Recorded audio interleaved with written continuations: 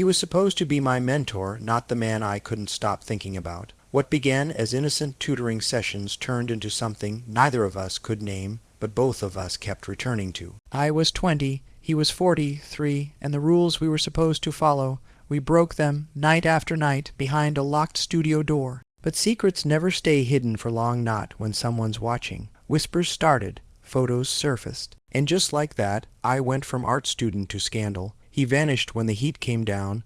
I was left alone, silenced, accused, and drowning in rumors that felt louder than truth. And just when I thought I was healing, he reached out again, not with words, but with something far more dangerous, memory. Now I'm standing at the edge of everything we buried, and one more step could ruin us both forever. What was it really, love, manipulation, or something we were never meant to survive? The crash of glass was louder than the storm outside. I didn't move, just stood there, heart pounding, watching the pieces of my sketchbook scatter across the studio floor, pages torn, graphite smudged, weeks of work ruined in an instant. Paint dripped from a tip, tover jar crawling across the tiles like blood. Robert didn't look at me. He stood near the door, one hand clenched at his side, the other gripping the edge of the work table like it was the only thing keeping him grounded. "You left the door open," he said finally.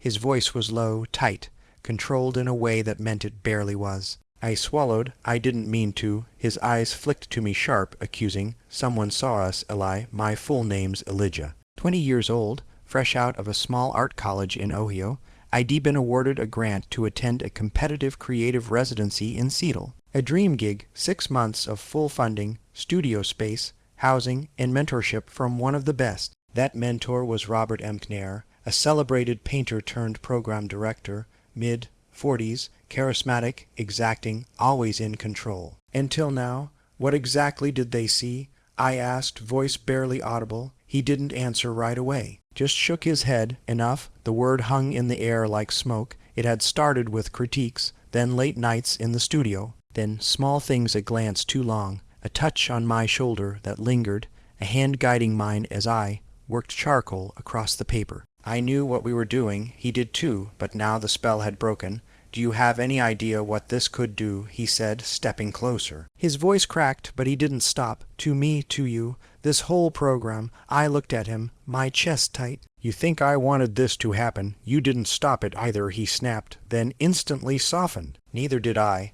Lightning lit up the window, and for a moment his face was clearer, not angry, just afraid. And I hated that I recognized the look. I'd seen it in the mirror, fear of being found out, fear of losing something before it ever had the chance to begin. "I'll deny everything if it comes to that," he said. "For your sake." My gut twisted, and mine. He didn't respond. I looked down at the ruined sketchbook, soaking in the spilled paint, and felt something inside me crack. Not loud, just a hairline fracture, the kind that grows slowly until the whole thing splits in two. "I didn't ask for this," I muttered. "But you didn't stop it either." He exhaled sharply, like he'd been holding something in too long. "This was a mistake," he said. I turned and walked toward the door. The rain was still coming down hard, but I didn't hesitate. I grabbed the ring of old studio keys from the wall, the ones He'd given me weeks ago, when staying late had still felt innocent. "Eli," he said behind me, voice suddenly low, pleading, but I didn't turn around. I pushed the door open and stepped into the storm. Cold wind hit my face. The hoodie I wore was already soaked, clinging to my skin. I ran across the street, through puddles, down a back alley I didn't recognize. I didn't care. I just needed to keep moving. That's how I ended up outside a tiny building 2 blocks from the residency. A faded sign said storage. One of the old back unit's artists sometimes crashed in when they missed their train or couldn't go home. I grabbed the handle, unlocked. Inside, it smelled like dust and old oil paint. A single desk lamp buzzed dimly in the corner. There was a broken futon, some paint, stained drop cloths, a rusted sink. I shut the door behind me. My shoes squished on the floor, and I sat down on the futon, still dripping, still shaking. My phone buzzed once in my pocket. I didn't check it. I couldn't think about him right now, not the man who just reduced me to a liability. Thunder cracked above. The wind howled through a broken window pane. Somewhere in the room, a pipe dripped in a slow, hollow rhythm. I curled up on the edge of the futon, legs pulled to my chest. I didn't know what would happen next. But one thing was clear: whatever had started between us wasn't just ending. It was breaking me, and I wasn't sure I'd be able to put myself back together. The rain didn't let up. I stayed curled on the edge of the old futon, wrapped in a dusty painter's tarp I found in the corner. My hoodie was soaked through, jeans clinging to my legs like ice. Every time I closed my eyes, I saw his face. Not the Robert from the studio, the one from before, the one who smiled when I made a joke under my breath. The one who stood too close, who handed me a sketchbook with my name on it and said, "I see something in you." Now all I could see was the look he gave me when he said, this was a mistake. The tarp smelled like mildew and turpentine, but I didn't care. I needed it to muffle the shaking. Somewhere outside, a car door slammed. I froze, footsteps getting closer. I sat up, heart hammering. No phone, no way to hide, no idea if I'd locked the door behind me. A shadow passed the window, then a knock, not loud but firm. Anyone in there? A voice called, deep. American, not Roberts. I didn't move. Maybe they'd go away. Another knock. I saw the light. Silence.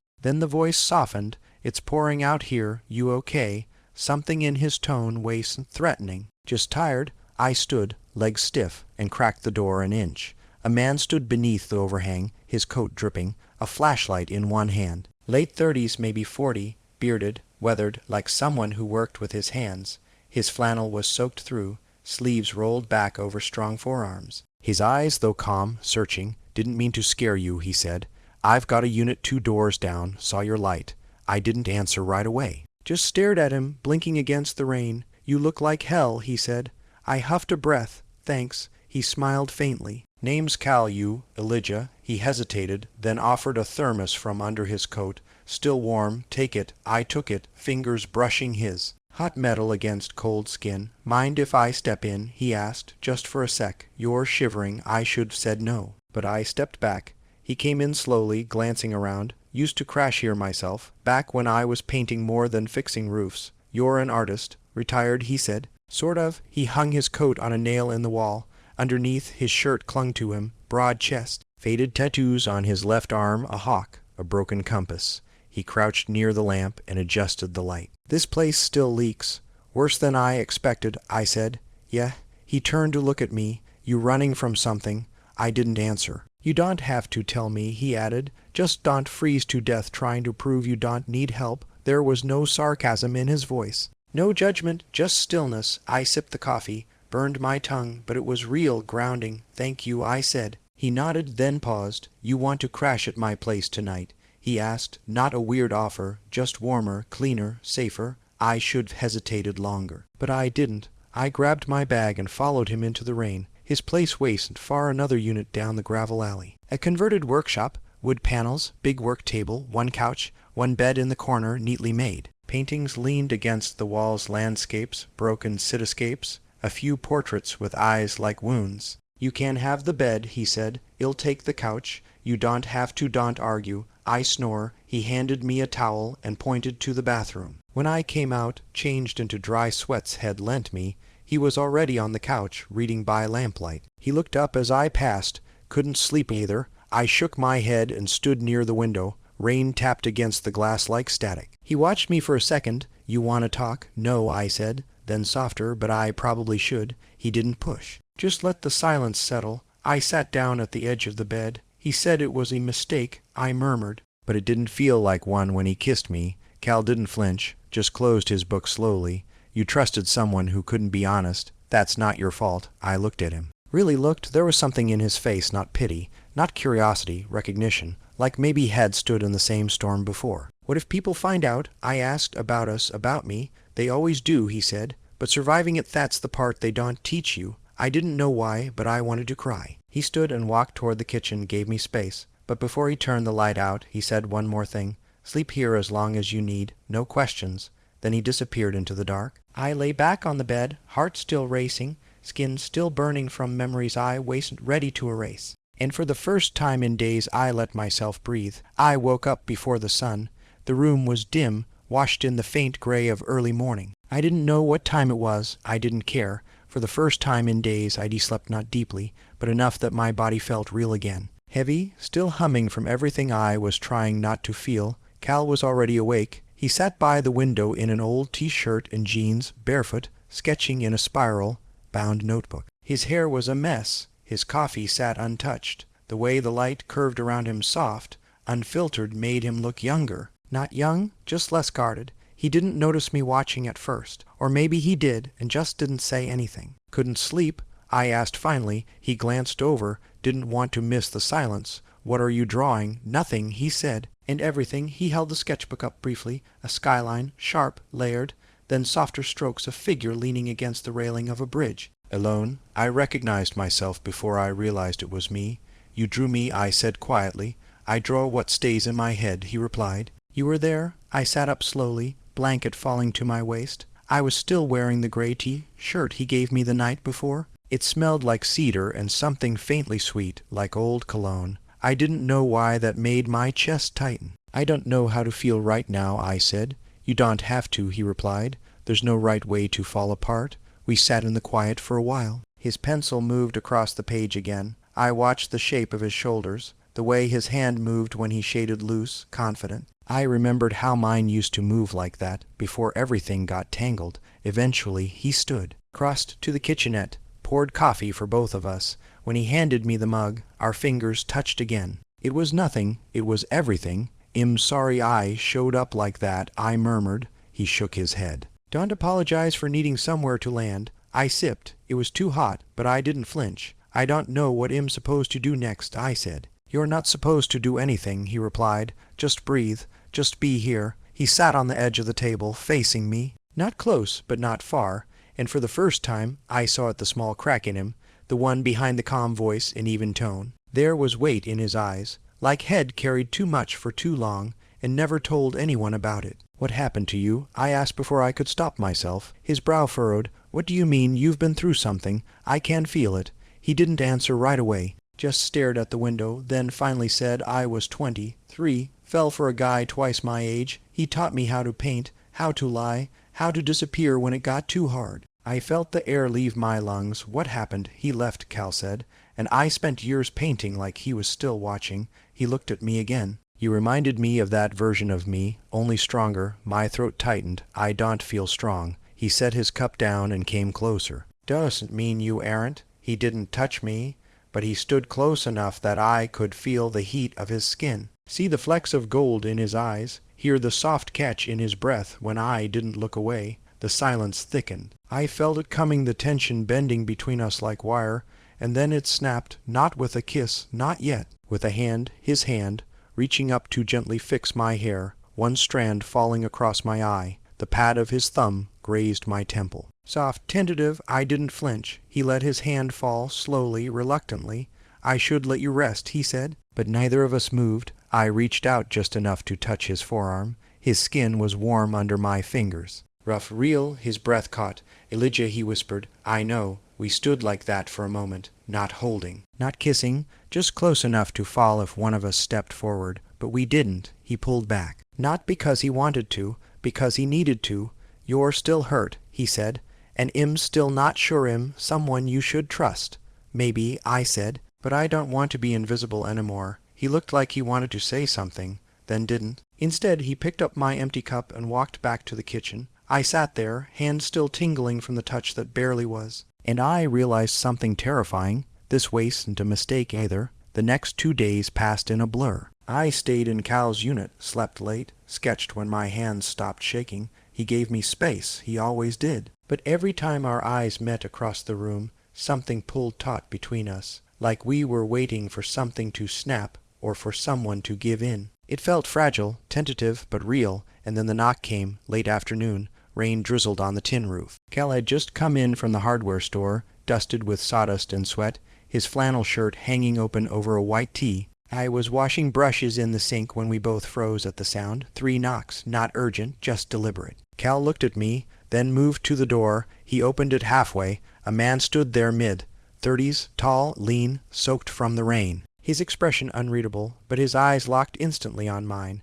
Didn't think you were still in town, Cal said, voice clipped. I was driving through, the man replied, brushing damp curls from his face. Saw your truck. He glanced past Cal into the room to me, to the towel draped over the chair, to the sketchbook with my name on it. I didn't realize you had company. Cal shifted. This is Elijah.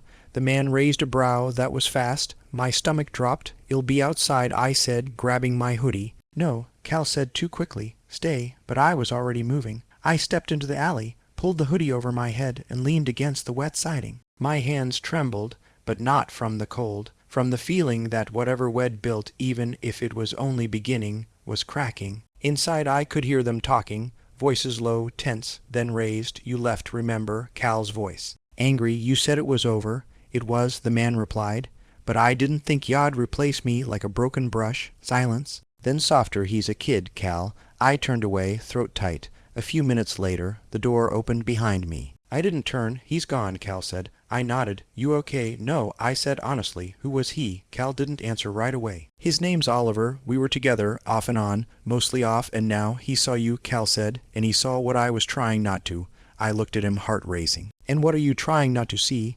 Cal ran a hand through his hair, eyes closed, that I care. The words hit harder than I expected. Not because they were surprising, but because they sounded like a warning. "Im not him," I said. "I know." "Then stop treating me like im going to break you." His jaw tightened. "It's not you im worried about. Something cracked in me." "Then what are we doing?" He didn't answer. I stepped forward, eyes stinging. "Because it feels like you want me until someone sees it. And then you pull away." He flinched. "That's not fair, isn't it?" I asked. "You don't get to tell me I matter in the dark and pretend I don't in daylight." A long silence stretched between us. Finally he said, "Maybe you should go." The words landed like a punch. I took a breath, forced myself not to let it show. Right, I grabbed my bag from the floor, my sketchbook, the hoodie he gave me. At the door I paused. "You're scared, Cal, I get it, but so am I. And the difference is I showed up anyway." He didn't stop me, didn't say a word. As I stepped out into the drizzle, my heart thudded against my ribs like a warning bell. By the time I made it to the end of the alley, the rain was falling harder. I didn't look back, but I felt him watching. That night I stayed at a 24-hour cafe near the bus station, ordered coffee I didn't drink, drew in silence. My fingers shook too much to hold the pen straight. Somewhere around 2 a.m., my phone buzzed. "Cal, I'm sorry. You didn't deserve that." Me. "I didn't leave because of what you said. I left because of what you didn't." No reply came. I sat in that plastic booth until sunrise, watching the city blur past the fogged window. And for the first time since that knock on the door, I felt truly alone. I didn't go back to the residency, didn't answer texts, didn't check my email. The only message I got that mattered came 2 days later from the residency director. "There's been a complaint involving your name. We need to talk." No details, no names, just a shadow with teeth. I spent that night in a motel room off the freeway, the kind that smells like bleach and lost chances. I didn't sleep. I just stared at the ceiling, wondering when everything had turned from quiet touches to open fire. And then, as if summoned by the weight in my chest, my phone buzzed. "Blocked ID. You think no one saw you sneaking in and out of his place." I stared at the screen, blood draining from my face. Another message followed. "You and your mentor make a cute pair. Might share it with the board next." Attached was a blurry photo. Me stepping out of Cal's unit at night, hoodie up but my face clear as day. My stomach dropped. I didn't think I just ran. It was almost midnight when I reached Cal's door. I banged my fist against it, breathing hard, rain soaking through my clothes. He opened it fast like he'd been waiting on the other side. "Elijah," he said, eyes wide. "You okay?" I held up my phone. "We have a problem." Inside, I paced the floor while he read the messages. His face shifted with each word from confusion to dread to fury. "Who the hell sent this? No idea. Blocked number, but someone's watching. Someone from the residency." He cursed under his breath and threw the phone onto the couch. "It's Oliver, you think? Or someone he talked to? Doesn't matter. The damage is coming either way." I sank onto the edge of the bed. My fingers trembled. "They are going to investigate, and when they do," Cal sat beside me, "they'll see 2 adults. No laws broken, but rules, Cal, power dynamics, reputation. They'll make it ugly." His hands clenched. "Let them." I looked at him. "You don't get it. It'll be the story, not you, me." He reached over his hand on my shoulder, firm. "I won't let them hurt you." The words were so sure, so steady I almost believed them. Almost the next day, I tried to act normal. Returned to the main building, dropped off some sketches I didn't remember making. Everyone stared. Whispers followed me down the hall, and outside in the courtyard, Oliver, leaning against a post like he owned the sky. He smirked when he saw me. "Hey, kid." I didn't stop, didn't speak, but I felt his eyes burn holes in my back. That night, I didn't go to Cal's. I walked the city instead, hoodie up, earbuds in with no music playing. Every shadow looked like judgment. every passing car a threat. When I finally got to his place, past 1 a.m., he was waiting. I was worried, he said. I shouldn't have come, I said. It makes it worse. I don't care, he snapped. Let them talk. Easy for you to say. You've lived. I'm just starting. He stepped closer.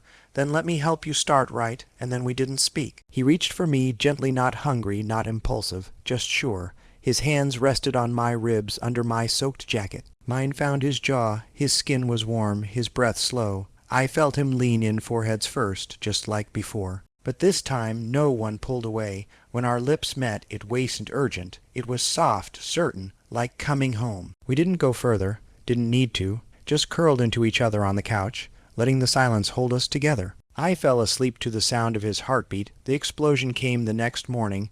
I woke to Cal's phone buzzing. He sat up, checked the screen, and went still. What is it? I asked. He passed me the phone. An email, forwarded from the residency director. Subject, formal review, requested allegation of unprofessional conduct. Attached, the photo. The message, my name. Cal looked at me, jaw tight. I'm sorry, he whispered.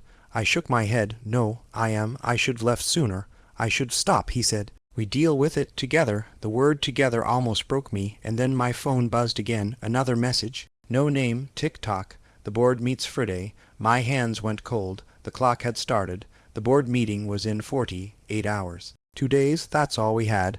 Cal didn't say much after the email. He spent the day moving like a machine, cleaning, pacing, hammering shelves that didn't need fixing. I tried to distract myself with sketching, but every line came out wrong, shaky, uneven. By nightfall we hadn't touched, barely even spoken, and the silence was louder than any scream. Around 11 p.m., I stood in the kitchen holding my phone. I'm withdrawing, I said. Cal looked up from the couch, brow furrowed. What? From the program? I'll write the director in the morning. Elijah, no, I don't see another way, I snapped. They'll pin this on me either way. Student, younger, easier to blame. His jaw tightened. You did nothing wrong. It doesn't matter. I slammed the phone down on the counter. You keep saying that like truth protects people. It doesn't. He stood. I'm not letting you take the fall for something I initiated. I shot back. Yeah, maybe you did, but I stayed. I kissed you back. I walked into it with my eyes wide open. He moved toward me, slow, careful. Then let's face it together. I laughed, bitter and tired. Together, really, because that's not how it felt when you told me to leave, when you said nothing in front of Oliver, when you let me walk out without a single word. He flinched like ID hit him. That's not fair. Maybe not, I whispered, but it's true. Silence fell again. Then his voice low, raw. I've lost people before, Elijah. People I cared about, and every time I opened up, it cost me everything. I swallowed. Then why open up to me? Because you made me believe it could be different. His voice cracked. I took a step forward. Then say it. He met my eyes. I love you. The words landed like glass breaking in slow motion. And it scares the hell out of me, he added. I stared at him, breath shallow. You don't get to say that now. Not after hiding. Not after letting me drown while you stayed quiet. I wasn't trying to hurt you, he said. But you did, I said, over and over. He reached for my hand and I let him. His fingers were warm, familiar. My body leaned toward his out of instinct, not thought. Our foreheads touched just like before. Like always. But it didn't feel the same. It felt like goodbye. When his lips brushed mine, it wasn't desperate. It wasn't even slow. It was final. I kissed him back, one last time like I could hold on to something already gone. Then I pulled away. I can't do this anymore, I said. Not like this. Cal looked shattered. Elijah, I grabbed my bag. The hoodie, my sketchbook. He moved toward me, but I raised a hand. Don't. He froze. You were the first person who saw me, I said. And then you disappeared. I didn't mean to, but you did. And now I have to protect myself. I stepped out into the night. The wind had picked up, carrying leaves and cold and memory. Behind me, I heard the door shut slowly. No footsteps followed. No words chased me. Just silence. I walked until my feet hurt. Slept on a bench outside a closed gallery. Woke to the sound of buses and feet and birds, and I felt nothing. Empty, tired at 9:14 a.m., my phone buzzed. New email subject. Hearing update. Both parties are requested to attend in person tomorrow, 10 a.m. I stared at it for a long time. Then deleted it. I knew I'd show up, but not for them, for me. That night I got one last message. Cal, I never meant to vanish. I just didn't know how to stay. I didn't answer. Not because I didn't want to. Because I wasn't ready to forgive the silence. I didn't sleep the night before the hearing. I sat in the laundromat across from the administrative building, watching dryers spin like time I couldn't control. I held my sketchbook in my lap but didn't draw. My hands were steady for the first time in weeks, not because I felt brave. Because I was done running at 9:55 a.m., I crossed the street and walked into the coldest room I'd ever been in. 3 faculty members sat behind a long table, same ones from before. Their eyes scanned papers. One glanced at me with a tight smile. Then the door opened again. Cal stepped in. He wore a plain navy button-down, no jacket. His eyes met mine briefly enough for me to see he hadn't slept either. We sat across from each other, not speaking. They asked questions, again, about boundaries, about policy, about interpretations. I answered calmly. Cal did too. No one raised their voice, but I could feel everything we didn't say echoing under every sentence. I didn't cry, not when they dismissed us, not when we stood in the hallway afterward, just the two of us. He looked at me, then really looked, like he didn't know what to say that wouldn't break me all over again. "I'm sorry," he said softly. I nodded. "I know." Silence stretched between us. Then I said the only thing I could. "I need space now, for real this time." He nodded once, not angry, just older somehow, and then he walked away. No hug, no drama, just footsteps fading down a hallway that once held so much more. 2 weeks passed. I officially withdrew from the program, packed my things, bought a bus ticket home. No one stopped me. A few people stared, no one spoke, but that was okay. Sometimes silence is its own kind of closure. Back in Ohio, the air felt different, quieter, safer. I took a job at an art supply store, started painting again, not people, not memories. Just colors, shapes, light that didn't hurt to look at. I didn't block Cal's number, but I didn't reach out either. Some nights I'd scroll back through old messages, the sketch he made of me, the way his hand felt on my ribs. His voice when he said, "You made me believe it could be different." Some things I wanted to remember. Others I had to, because healing wasn't about forgetting.